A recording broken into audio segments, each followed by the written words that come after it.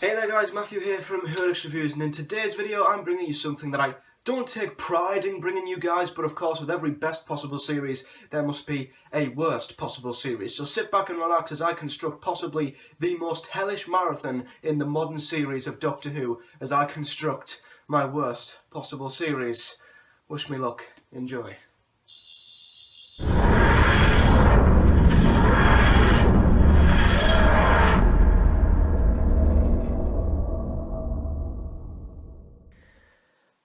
So then guys, let's be brave, let's take a deep breath, pardon the pun, and let's get started on my worst possible series. Now, if you want to know what the worst possible series is about, go and check my last video on the channel, my best possible series, and it's basically set out in exactly the same way as that, except instead of picking my favourite episodes, I pick my least favourite. So, this is what the worst possible series looked like after Series 8. So, I had New Earth as my least favourite series opener, Dinosaurs on a Spaceship, I had Victory of the Daleks, The Power of Three, The Rebel, Flesh, The Vampires of Venice, The Idiot's Lantern, Let's Kill Hitler, Night Terrors, In the Forest of the Night, The Crimson Horror, Closing Time, The Wedding of River Song, and my least favourite Christmas special was The Doctor, the Widow, and the Wardrobe. So, let's see if any of them episodes have been knocked off the, well, I wouldn't call it top spot, but yeah, let's see if any of them have been replaced by a episode I dislike even more from Series 9, or any other from Modern Who, as always starting with the series openers. So of course, starting off with episode 1, my least favourite is currently New Earth, but the question is, do I think The Magician's Apprentice is weaker than New Earth? And my answer to you is no. Although The Magician's Apprentice might not be everybody's favourite, it is by no means my least favourite. I thought it was, like I said last week, quite a solid episode. And I don't think any other series opener is worse than New Earth, so it will remain my least favourite episode 1. And the reason for that is that I thought for David Tennant's, not first episode as the 10th Doctor, because that was a Christmas Invasion. You could say it's his first full episode, but it started his first series, and I thought an episode that had that much importance was quite anticlimactic in my opinion. I thought bringing back Cassandra was an unnecessary move. I didn't like Cassandra in End of the World, and seeing her come back in this was quite annoying. I find her quite a theatrical and over-the-top villain that I don't find threatening at all. And the way she kept jumping from Ten's body to Rose's body just got annoying, and it made not only Rose annoying, but the 10th Doctor annoying, and that early in his tenure, the last sign you want to be sending to people is that the 10th Doctor is annoying, and yeah, I found him annoying when Cassandra was inside his body. You know, when a Doctor is that early in his tenure, you want to make the most of every scene he's in. You want to make sure that the fans enjoy him and get the most out of him, and yeah, by making Cassandra possess him for, say, 1/4 of the episode, I don't see why they did that. And the setting was okay, but the CGI really wasn't. So yeah, for me, New Earth was, well, it's weird to call it a filler because it's a series opener, but it is without doubt the weakest. Nothing really does persuade me to go back and watch this one. On to episode 2 now, and my current least favourite is Dinosaurs on a Spaceship, and of course if you watched my best possible series you will know that The Witch's Familiar is my new favourite episode too, so there's no way that it can replace Dinosaurs on a Spaceship, and let's be honest, I don't think there's any way any other episode can replace Dinosaurs on a Spaceship, because I just find it such a filler episode, such an unengaging episode, and the concept is basically in the title. It's so self-explanatory. It is basically just dinosaurs on a spaceship. I mean, Solomon was a villain they tried to make menacing, and although he was played by the incredible David Bradley, I was not invested in his character at all. And yeah, the whole dinosaurs on a spaceship thing was just random. It's almost as if in the writer's room they just thought of two concepts and mashed them together, ooh dinosaurs, ooh spaceships, and threw them together. And I do like the 11th Doctor, but this is one of the very few episodes where I thought he was a little bit irritating. I mean, you know, he's very bumbling, he's very upbeat, and sometimes that can work and sometimes that can make you laugh, but in this, it was too much, and yeah, I found his character quite immature in this, and other than that, we met some other characters along the way who, well, are so forgetful I can't remember their names, but I didn't like them either. They just felt random as well. It just felt as if they had so many different aspects of this episode, characters, setting, villain, and they just all seemed quite disconnected, and they just mashed them together. So yeah, for me, Dinosaurs on a Spaceship was a filler episode, and one that I will most likely never ever rewatch unless I'm doing a marathon. Now on to episode 3, which of course I currently have Victory of the Daleks, and there is no way that that's going to be replaced by Under the Lake. I thought Under the Lake was a fantastic episode, and it will not be replacing Victory of the Daleks. The only competition I'd say Victory has, if you'd call it competition, is The Curse of the Black Spot, and to be honest, I don't find it that bad. I mean, yes, it's nowhere near the best episode of Series 6, in fact it is one of the weakest, but I find Curse the Black Spot tolerable. I'm not going to lie, I think it is pretty tolerable, and Victory will remain to be my least favourite episode 3, and the reason for that is not because it's necessarily narratively bad. There are problems, but there are episodes narratively much worse.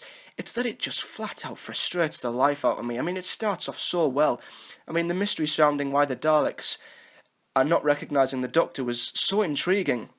And I love how 11 almost felt insulted by it, you know, to the fact where he ended up assaulting the Dalek with a giant spanner. I mean, that was one of the best Doctor Dalek confrontational scenes we've had, and I thought 11 was fantastic in that. But the second half of the episode just changed. The tone was different, and the Daleks, well, let's just say, first up, they went from hitting them with a spanner to confronting them with a jammy dodger, which the Daleks frickin' fell for. And let me just talk about the Paradigm Daleks. The design, as in their shape and their sound, was great. I loved how they were bigger, I loved how their voices were much more deeper. I thought that was a great move, but the colour scheme just puzzled me. Whose idea was it to turn them multicoloured? I mean, the Daleks have always been black, or grey, or gold, and who thought that they would suit being yellow or orange?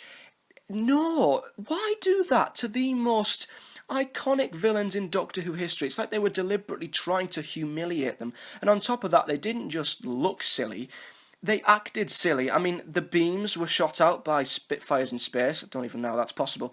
But what did the Daleks do once their Plan A was destroyed?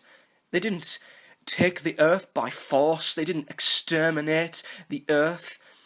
They walked away. Since when do the Daleks walk away when their Plan A is destroyed? No, the second half of Victory just destroyed it, and as a Dalek story, it ended up being just utterly dreadful. So yeah, I can sum up Victory by saying it started off well, had potential, but ended just terribly. Episode 4 now, and my current least favourite is The Power of Three, and again, like Victory of the Daleks, there is no way that that's going to be replaced by Before the Flood or any other episode in the modern series. Now, what I will say about The Power of Three is that I love the characters. I thought that the Doctor, Amy Rory, Brian Williams, and Kate Stewart and Unit were fantastic in this. I loved them all, and I loved seeing the Doctor and Amy and Rory swap. Their roles reversed was very good.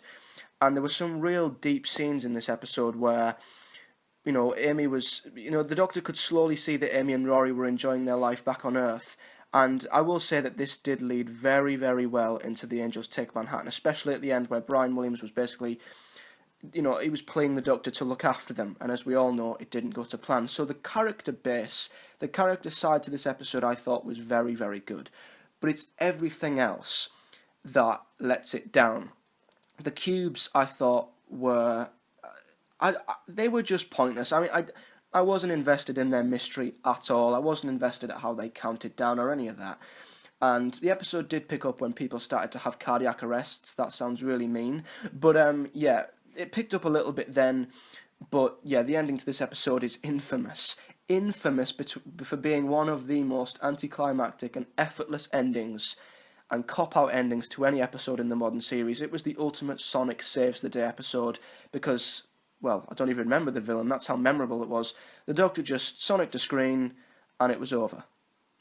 That was it. It's like they got to the final 5 minutes of the script and didn't know what to do and wrapped it up without even caring about it. So it's a shame, really, because the characters in this were fantastic. The modern-day Earth setting is not something we got very often, and it's not something I think they made the most out of. It is the villain, the threat, and the ending which really lets The Power of Three down. On to episode 5 now, and my current least favourite is The Rebel Flesh, and the reason I had it in as my least favourite was because, you know, just looking back, I remembered it to be an episode I didn't like very much, an episode that I never jumped back to rewatch, but I'll be honest, when doing my marathon last year, I really enjoyed the Rebel Flesh, so it is going to be replaced as my least favourite episode 5 by The Girl Who Died from Series 9. Now, The Girl Who Died revolved around a certain actress called Maisie Williams, who was in this episode, if you didn't know, and she played a character called Ashilda. And we knew that. We really knew that before this episode had even aired, because no matter where you looked, if it was DWM, Radio Times, Cult Box, she was forced down our throats everywhere you went. Maisie Williams is in Doctor Who meets Game of Thrones. I mean, we were sick of the sight of her before we'd even seen the episode itself. She was hyped beyond belief, and I don't think any character would live up to that hype. And on top of that, she had no lasting effect on me at all, because all Ashilda did in this episode was die and come back to life. And them two scenes were the most predictable of the entire episode. We knew she'd die due to the title, and we knew she'd live due to the next episode. So, the two most emotional scenes of the episode, which we were supposed to be upset about or joyful about, were the two most predictable. On top of that, the Doctor I thought was just plain silly in this. I thought the yo-yo scene was ridiculous and really immature for 12, and the Maya were plucked straight out of a pantomime. I mean, they were so over the top and theatrical and plain silly. I thought the Maya were woeful. I mean, I was looking forward to the Tin Robots, and they were hardly in it. The Maya were they were one of the most ridiculous villains we've had. So yeah, The Girl Who Died for me had nothing going for it. The hype, I think, beforehand killed it before the episode even started. The only scene that got me out of my seat was when the Doctor found out where he got his face from.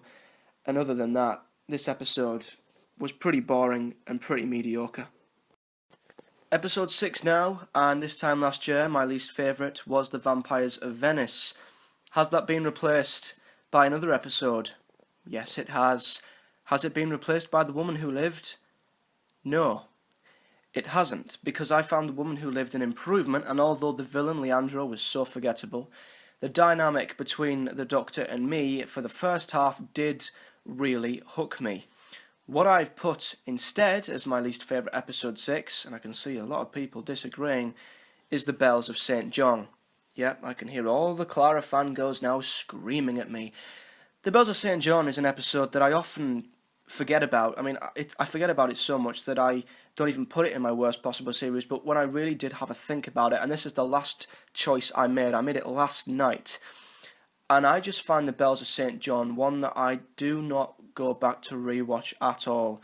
I mean, yes, it's Clara's first full episode as modern Clara, and yeah, just the way that 11, the mystery with the Wi-Fi and the twist that, it wasn't 11, he was overtaken by the Wi-Fi. No, I didn't like the whole Wi-Fi thing. I mean, that was them trying to make a relatable, modernised villain, using modern technology, and I didn't like them people. And although it did link to the Great Intelligence, for me, the villain in The Bells of St. John was another one that I found really forgettable. And there's nothing about this episode that makes me want to go back and rewatch it. Maybe it's a Rebel Flesh that I need to give another go. But right now, if I had all the episode 6s in front of me, I would not go to The Bells of St. John. It would be my last pick. Because if you look at the other lineup of episode 6, for me, I would say it is the weakest. Episode 7 now, and I previously had The Idiot's Lantern, and that's not going to be replaced by the Zygon Invasion. No way is it going to be replaced by the Zygon Invasion. Yeah, The Idiot's Lantern is an episode that especially on my recent rewatch, I disliked. I mean, I disliked it slightly before, but on rewatch, last time I watched it, I really didn't like it at all. I mean, I'll give it to them that they made the setting really realistic. 1953, the Queen's coronation, it looked very British. It was very nostalgic, I guess. But everything else for me, I didn't like. I didn't like the characters in this, and, there was the young lad and his father who was just an absolute dickhead, let's be honest. But the Wire, for me, was a really irritating villain. I mean, a woman inside a television. Some may call it creative, I just call her annoying. Feed me. She just got on my absolute nerves. And maybe, that taking the faces of people was a little bit creepy when I first watched it, but looking back now, it has no impact on me whatsoever. It's The Wire that really kills this episode off for me. I did not like The Wire at all, and it is a villain I never, ever, ever want to see ever again. So yeah, Julius Lanten for me is one of them episodes that I would not go back to rewatch unless you bloody paid me to. Episode 8 now, and this is just getting ridiculous. Is Let's Kill Hitler worse than the Zygon inversion? Of course it is. I mean, if anybody thinks that Let's Kill Hitler is better than the Zygon inversion, Jesus Christ. No, but in all seriousness, Let's Kill Hitler remains to be my least favourite episode 8, and that is because it was such a mess. It is an episode I hate watching. I absolutely hate watching. I mean, you have A Good Man Goes to War, a masterpiece in my opinion. You have a 2-month break, and you come back after that incredible revelation, and what do? Moffat does what he does best. He just goes on to something completely blimmin' different. We don't take off from where we left off. In fact, we find out that River, not only have we just found out that she is Amy and Rory's daughter, she turns out to be brought up with them in the character of Mel, who I didn't like Mel's at all. I thought she was an irritating character that I wanted rid of. Thankfully, she did regenerate early in the episode, but she was replaced by the most annoying incarnation of River Song, because I thought in her very beginning, when she was being all flirty and trying to be sassy and sexy, it didn't work. I mean, no offence, Alex Kinston, but, you know, some of them scenes where you were shaking your hips and saying lines, the cringiness went through my bones. It was something I didn't enjoy watching. And the whole Let's Kill Hitler thing was a title that was misled. I mean, it was nothing to do with Hitler. He was shot in a cupboard, weirdly. And we introduced to the Tesselector, who ended up having a big part in the Wedding of River Song. I'll get to that. So yeah, Let's Kill Hitler was an episode that I find really unwatchable, really irritating. And yeah, after the greatness of A Good Man Goes to War, this fell incredibly flat. I mean, the whole 11th Doctor dying thing didn't get me at all. And then, of course, how does River save him? She kisses him. My God.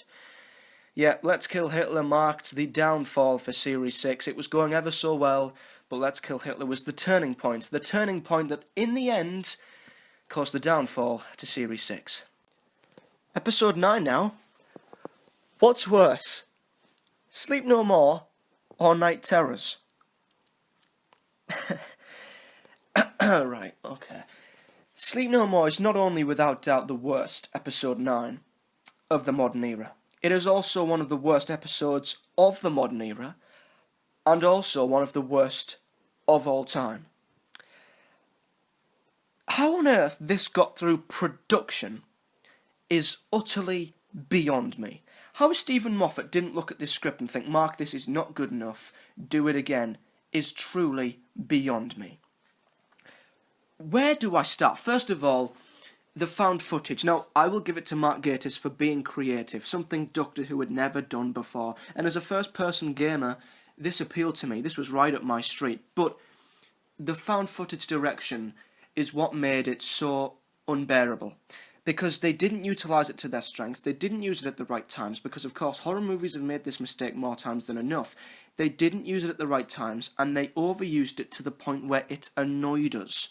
You couldn't stay invested in a scene, or a conversation any of the characters were having, because the camera kept chipping and changing. And on top of that, the characters themselves in this were some of the weakest side cast we've ever had. They were so two-dimensional, and we were expected to get the background from them by like a 2-second fact file that appeared on the screen. No, they were awful. And then we had the villain. The freaking villain. The Sleep Dust. The Sleep Dust. Oh my... Right. How on earth is that meant to be a conceivable villain that is meant to be scary? How are we meant to take that seriously? Sleep Dust. A villain that is made from the dust in your eyes. How the hell are we supposed to be scared by that? And the fact that the characters were pretending to be scared by it made it even more ridiculous. Rasmussen was also annoying. And the ending to this episode was one of the most unrewarding anticlimaxes ever. It just ended. And the fact that there's going to be a sequel is just shocking. Honestly, it's one of the worst, not only Doctor Who episodes, but one of the worst pieces of television ever. It left me speechless in the worst way possible. And Sleep No More, hands down, has got to be one of the worst episodes of the modern series. Episode 10 now.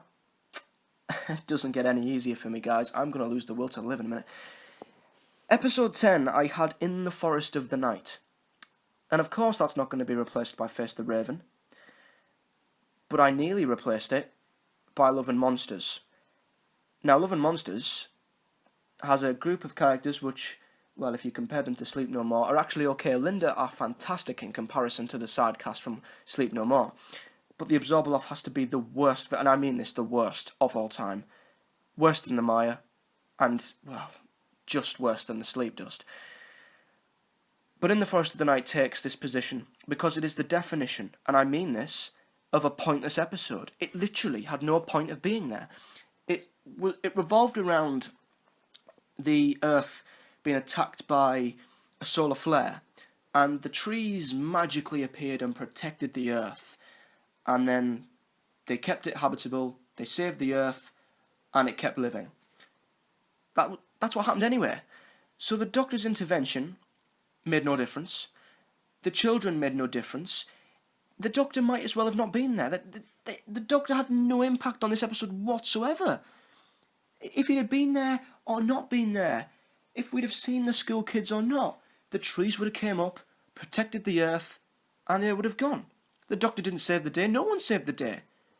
We were just all spectators to a natural happening, and that's it. I mean, so the narrative is literally the definition of pointless. So at least make the characters who we are joining on this strange journey tolerable. But no, the child actors were awful. And they were some of the worst child actors ever. And it just made this episode so hard to watch. So the characters for me made it hard to watch. And the plot was so unengaging because it literally was so pointless. And there was no threat there. There was no intensity, no menace, nothing. A solar flare came by and the trees protected it. That was it. In the Forest of the Night is literally the definition of a filler episode of Doctor Who. Episode 11 now, and I can see what you're all thinking. I originally had the Crimson Horror? What? Because the Crimson Horror is, I'd say, all round liked by a lot of people. A lot of Whovians really like the Crimson Horror, and for me, I just don't find it that enjoyable. But that's for another video, because, I'll be honest, the Crimson Horror is no longer my least favourite episode 11. Don't worry, it's not Heaven Sent either. I've replaced it by Fear Her from Series 2. Now, Fear Her, thankfully, because believe me, the episodes I've had to speak about, the likes of Sleep No More and In the Forest of the Night, have really angered me. Fear Her is not an episode I hate at all. It's an episode I find okay, and I will watch happily. But when you put it next to other episode 11s, it does pale in comparison. The likes of Boomtown, the likes of Utopia, Turn Left, The Lodger. So Fear Her, it's just not for my demographic. I mean, back when it aired in 2006, I was 10-year-old. This would have probably been perfect for my demographic. Because, of course, a girl who can bring her drawings to life, you know, it's quite a childish and easygoing plot for young people to understand. And I can get why they did it, because, of course, they needed quite a light-hearted, enjoyable episode before the big dramatic finale. But looking back on it, as a now, well, aging 20-year-old, it's not an episode I jump back to watch, and it's not an episode I would pick if I had a list of episodes from Doctor Who to watch. But I will give it to the girl who played Chloe Webber. Child acting, very, very good. And the setting of the street was a canny little setting that I thought was quite nice, and the characters were very, very nice too. And I find the ending, when Rose throws the little port in, you know, the little ship into the flame, you know, it tied into the Olympics well, and the Doctor at the end holding up the flame, it's such a feel-good, happy ending. So Fear Her is an episode it's feel-good, it's upbeating, it's an episode I'd put on to cheer myself up. But unfortunately, putting it next to the other episodes 11s, in Modern Who, it's just the weakest and the one that I would jump back to watch the least, which is a shame. Episode 12 now. What's worse, guys? Closing Time or Hellbent? I've waited a long time to do this. Hellbent is without doubt one of the most insulting, one of the most disrespectful, and one of the most god-awful finales of Doctor Who in its history. It is without doubt the worst finale in the modern series, and it did so much damage to everything that came before it, that built up to it, and no doubt everything that precedes it. It started off well. You know, the Doctor on Gallifrey with the Time Lords, some great, intense scenes, Capaldi at his best, but then they made the mistake of bringing back Clara freaking Oswald. Face the Raven did an incredible job, an amazing job at giving Clara Oswald the best possible ending for her companion. She died in the most physical and impactful and emotional way ever. It was perfect. I adored it, and I wanted nothing to change. What did they do? They brought Clara Oswald back. But it's not because they needed to. It's not because the plot required it to. No, it was unnecessary, and it ruined everything onwards in that episode. Bringing Clara back was utterly dreadful. And then we move on to the Time Lords and Gallifrey, something that we had waited for a decade as viewers. Us, since Gallifrey had magically returned in the Day of the Doctor, this is the moment we had been waiting for, and at the end of Heaven Sent, we went along that journey with the Doctor. We felt the physical, the mental torture that he did to get all the way to Gallifrey. It was empathetic. We both felt, we went on that journey, we felt the struggle, and when we finally got to see Gallifrey, we were all so happy. We couldn't wait for an episode on Gallifrey, and it was utterly freaking wasted. The Time Lords were wasted. They were hardly in it. And Gallifrey, for all that build-up, was utterly wasted too. Not only that, Rassilon, the most powerful Time Lord in Doctor Who history, was banished after 2 minutes and kicked out of Gallifrey like he meant nothing. That was a disrespectful move to the legendary character that is Rassilon. That is something you would never ever get in the classic series. And then, oh god, then we move on to the hybrid. The hybrid. Yeah, a concept that had been built up all throughout the series. A concept where it was revealed that the Doctor knew about this hybrid. He knew about this horrible, scary hybrid, and that is what caused him to leave Gallifrey as a child.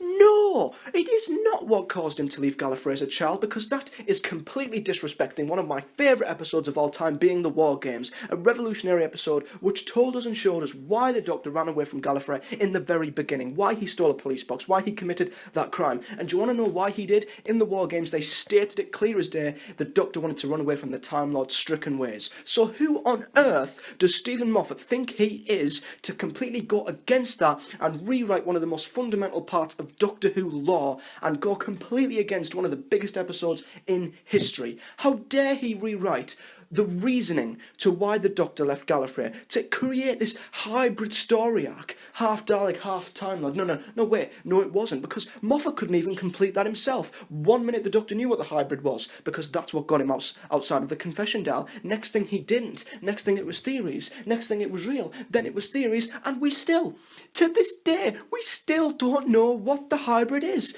We have no clarification or closure on if it was real, if it was a threat, and if it truly was what the Doctor ran away from.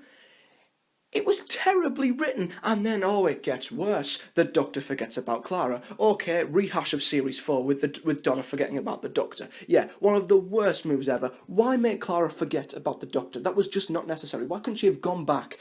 It's all the way, and I don't care if you fans say, oh, she goes back to Face the Raven eventually. No, it destroyed the impact of Face the Raven. Why couldn't it have took her straight back? End of Hellbent, she goes back to Face the Raven and she gets killed then. It would have still killed the impact, but it would have at least brought it full circle. But instead, Clara lives on in the worst CGI diner with a shielder. What? Just a terrible decision that was. How the hell does Moffat see that ending to be better than the one in Face the Raven? How does he see that to be better for Clara Oswald? No, that was utterly destroying it. And the Doctor forgetting her just makes the last 3 years of Clara's tenure as the companion and 12's first 2, it makes me feel like they've been ripped from me, because now to 12 it will feel like he's never had a companion. Hellbent did so much wrong. It completely destroyed what Face the Raven did. It completely destroyed what Heaven Sent did. It destroyed the build-up to Gallifrey, and it disrespected one of the biggest pieces of Doctor Who mythology.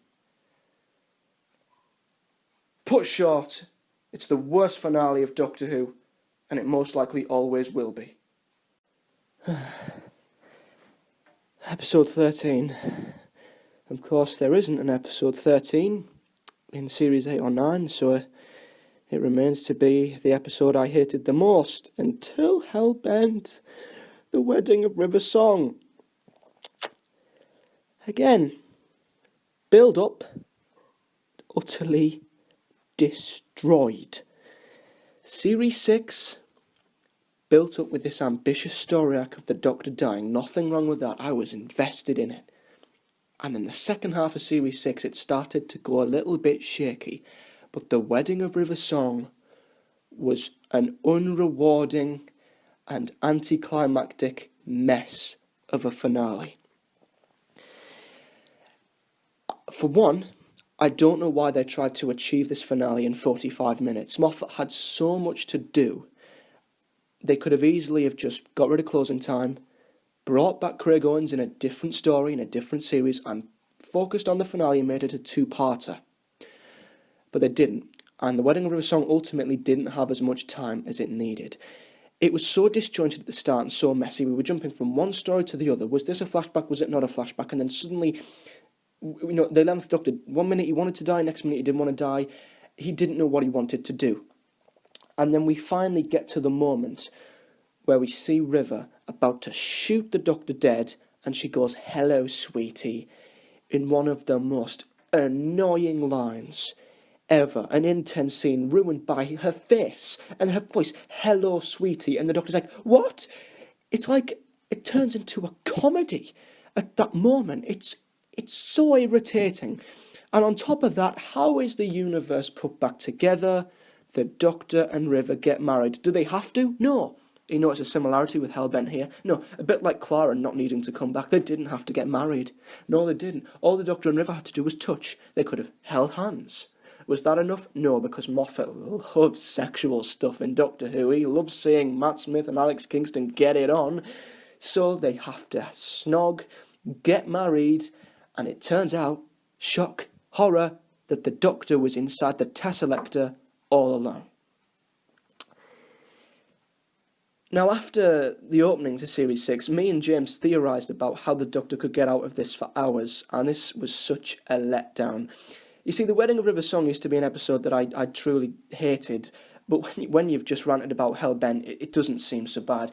But the Wedding of River Song is still an incredible mess of a finale that really didn't do what could have been an amazing story arc justice. So like Hellbent, the potential was there. It could have done the job properly, but the Wedding of River Song didn't. And it, in the end, ruined Series 6.